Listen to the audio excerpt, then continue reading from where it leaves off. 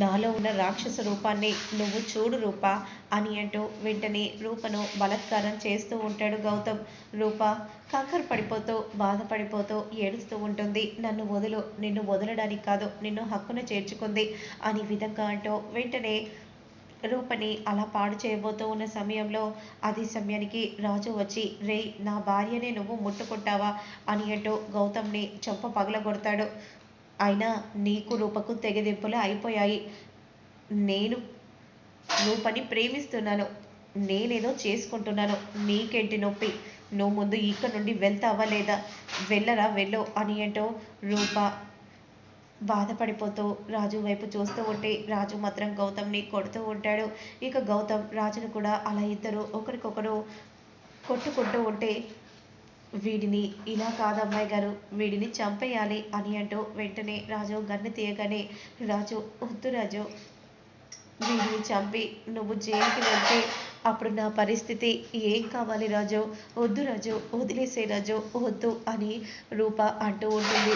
వీడిని వదిలేయకూడదు అమ్మాయి గారు, వీడిని చంపేయాలి, వీడు మిమ్మల్ని తలుచుకుంటేనే నాకు చాలా కోపంగా ఉంది, ప్లీజ్ రాజు, వద్దు రాజు, నాకు బాధను మిగిలించకు రాజు అని అనగానే అప్పుడు గౌతమ్ మాత్రం పాపం నా గురించి రూప ఇప్పటికీ ఆలోచిస్తుంది, నువ్వు వదిలి వెళ్ళిపోవచ్చు కదా, చీ మూర్ఖుడా, దుర్మార్గుడా, అసలు నీ గురించి నేనెందుకు ఆలోచిస్తాను, నేను నా రాజు గురించే ఆలోచిస్తాను, నీ గురించి నేను ఎప్పటికీ ఆలోచించను, అసలు నీ గురించి ఆలోచించే టైం కూడా నాకు లేదు, పద రాజు మనం ఇక్కడ నుండి వెళ్ళిపోదాం అని అంటూ వెంటనే అక్కడి నుండి రూపని తీసుకుని రాజు బయలుదేరుతాడు.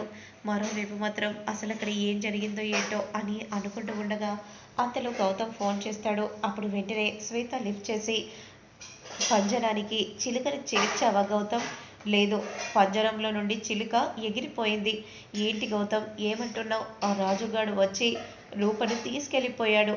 ఒక్కసారిగా శ్వేత షాక్ అయిపోతుంది. అసలు ఆ రాజు వచ్చి శ్వేతను తీసుకెళ్ళిపోవడం ఏంటి, అవును, ఏం జరిగిందో ఏంటో సడన్గా ఊడిపడ్డాడు, సరే గౌతమ్ నేను తర్వాత చేస్తాను అని అంటూ కాల్ని కట్ చేయగానే ఏంటన్నయ్య మన ప్లాన్ ఇలా రివర్స్ అయిపోయింది ఏంటి, అసలు ఆ గౌతమ్ ఆ రూపని పాడు చేస్తే ఆ రూప ఎలాగైనా చేస్తుందని మనం అనుకున్నాం, కానీ ఆ రాజు వచ్చి రూపని తీసుకెళ్ళిపోయాడంట, ఇప్పుడు మనకు ఏ దారి లేదు కదా అన్నయ్య, ఎలా అన్నయ్య, ఉంది, మనకు దారి ఉంది, లేపేయడమే, ఏంటని నువ్వు అంటుంది, మనం లేపేయడమా, అంటే ఎవరినన్నయ్య, ఇంకెవరిని, సూర్యప్రతాప్ని ముందుగా లేపేయాలి, ఎందుకన్నయ్య, ఎందుకంటే ఆ సూర్యప్రతాప్ని లేపేస్తేనే కదా సీఎం పదవిలో మన నాన్న కూర్చుంటాడు, సీఎం పదవిలో సూర్యప్రతాప్ ఉండగా ఎప్పటికీ నాన్న కూర్చోలేడు కాబట్టి సూర్యప్రతాప్ని తప్పిస్తే అప్పుడు నాన్న ముఖ్యమంత్రిగా అయ్యే ఛాన్స్ ఉంది, అవునన్నయ్య ఇదేదో కరెక్ట్గా ఉంది, అయితే ఇలా మనం ప్లాన్ చేద్దాం,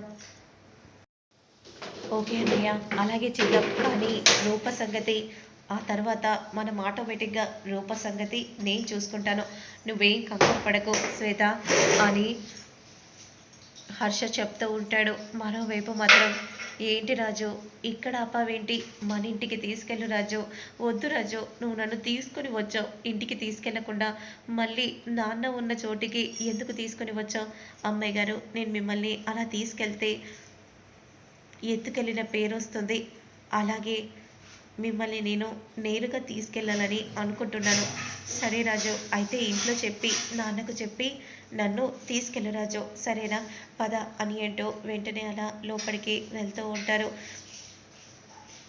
పెద్దయ్య పెద్దయ్య అని పిలవగానే వెంటనే సూర్యప్రతాప్ క్రిందికి నడుచుకుంటూ వస్తూ ఉంటే, చూసావా తమ్ముడు, ఇదిగో నేను అప్పుడే అన్నాను కదా, ఇదేదో కావాలని వీడే తీసుకుని వెళ్ళాడని నేను అన్నాను కదా, ఇప్పటికైనా అర్థమైందా తమ్ముడు, ఇదంతా కూడా ఆ రాజు కావాలని చేశాడు అని విజయాంబిక అంటూ ఉంటే నాకు చేయాల్సిన అవసరం లేదు, ఇదంతా గౌతమ్ కడు చేశాడు, అసలు ఆ గౌతమ్ అని విధంగా అంటూ ఉంటే రాజు ఆగిపోతాడు.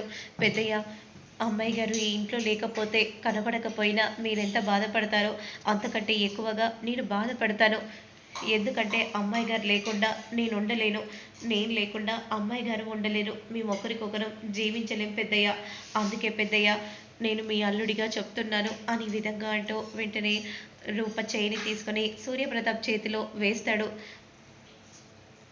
పెద్దయ్య నాకు రూప అంటే చాలా ఇష్టం పెద్దయ్య. మీ పర్మిషన్ కోసమే మేము ఇన్నాళ్ళు చూస్తున్నాము. ఏంట్రా ఏం మాట్లాడుతున్నావు? ముందు నువ్వు ఇక్కడ నుండి వెళ్ళిపోరా. నువ్వు ఇక్కడ ఉండడానికి వీల్లేదు. వింటున్నాను కదా అని ఇష్టం వచ్చినట్టు మాట్లాడుతున్నావేంటి? తమ్ముడు వీడి మాటలు నువ్వు నమ్మకు తమ్ముడు అని విజయాంబిక అంటూ ఉంటుంది. వెళ్తావా లేదా? లేదంటే ఈడ్చుకుంటూ తీసుకెళ్ళి బయట పడేయమంటావా? నాన్న ఎందుకు నాన్న ఇలా ఎందుకు మాట్లాడుతున్నాను నాన్న? రాజు నన్ను కాపాడి ఇంటికి తీసుకుని వస్తే మీరు ఇలా ఎందుకు మాట్లాడుతున్నారు నాన్న అని రూప అంటూ ఉంటుంది. పెద్దయ్య ఈ విజయాంబిక వల్లే ఇవన్నీ జరుగుతున్నాయి. ఏదో ఒక రోజు ఆ విజయాంబిక బండారం తెలిసిన రోజు ఖచ్చితంగా బయటికి పంపిస్తారు. నాకు తెలుసు పెద్దయ్య అనే విధంగా అంటూ వెంటనే అక్కడి నుండి వెళ్తూ ఉంటాడు. అంతలో ముత్యాలు చూసి ఏంట్రా నీకోసమే నేను ఎదురు చూస్తూ ఉన్నాను. ఇప్పుడు అనగా వచ్చావు అని ముత్యాలు అంటూ ఉంటుంది. అమ్మాయి గారిని నేను పెద్దయ్య గారి దగ్గర పడగొట్టేసి వచ్చానమ్మా. అయినా తన గురించి ఎందుకురా? ఎప్పుడు మనకి ఈ ఈ బాధలు ఉండేవే కదా. ఎంచక్క శ్వేతను పెళ్లి చేసుకుంటే ఇవేవి బాధలు ఉండవు కదా. అమ్మా నాకు ఆ శ్వేత నాకు ఇష్టం లేదు. అమ్మాయి గారే నా భార్య. ఎక్కడ ఉన్నా సరే ఎప్పటికైనా సరే అని అంటూ వెళ్తూ ఉంటే చూసారా అయ్యా వాడు ఎలా మాట్లాడుతున్నాడో, ఎలా మాట్లాడుతున్నావో విన్నవయ్యా అనే విధంగా ముత్యాలు అంటూ ఉంటుంది. ఇక మరోవైపు రాజు బాధపడిపోతూ ఉంటే అప్పలనాయుడు అయ్యా అని అనగానే నాన్న అసలు అమ్మెందుకు ఇలా మాట్లాడుతుంది? నాకు అమ్మ ఎంతో అమ్మాయి గారు కూడా అంతే. ఏంటో తెలీదు ఈ మధ్యలో అమ్మపై చిరాగ్గా మాట్లాడుతున్నాను. కోపం ఆటోమేటిక్గా వస్తుంది. ఎందుకమ్మా అమ్మాయి గారిని అర్థం చేసుకోవట్లేదు? నాకేం అర్థం కావట్లేదు నాన్న. నువ్వేం బాధపడకురా. నేను ఏమనలేని పరిస్థితిలో ఉండిపోయాను. కానీ మీ అమ్మ నిన్ను బెయిల్ నుంచి శ్వేత తీసుకొని వచ్చిందని, నువ్వు పెళ్లి చేసుకుంటే బాగుంటుందని అలా అనుకుంటుంది. ఎందుకు నాన్న ఆ శ్వేత గురించి ఇలా ఎందుకు ఆలోచిస్తుందో అర్థం కావట్లేదు. అదో పిచ్చిదిరా. నువ్వేం కంగారు పడకో. నువ్వు చేయాల్సింది నువ్వు చెయ్యి. సరే నాన్న. కానీ అమ్మపై నేను ఇలా కోపంగా మాట్లాడటం నాకు నచ్చట్లేదు నాన్న. లేదురా నన్ను క్షమించు నాన్న. నేనే నీకు క్షమాపణలు చెప్పాలిరా. ఎన్ని పడుతున్నావురా